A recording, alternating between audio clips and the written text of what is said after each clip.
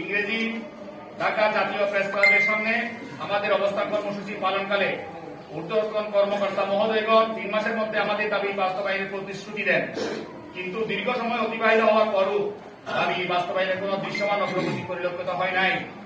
আর আবারও গত 26/7/2025 সালে ইংরেজি তারিখে অধিদপ্তরের কর্মকর্তাদের 1 মাসের মধ্যে দাবি আদায়ের আশ্বাসের প্রেক্ষিতে আমরা টিসিবি টিকাদান ক্যাম্পেইনকে সামনে রেখে দেশের মান মর্যাদা রক্ষার স্বার্থে টিসিবি ক্যাম্পেইন সফলভাবে সম্পন্ন করার সম্মতি জ্ঞাপন করি।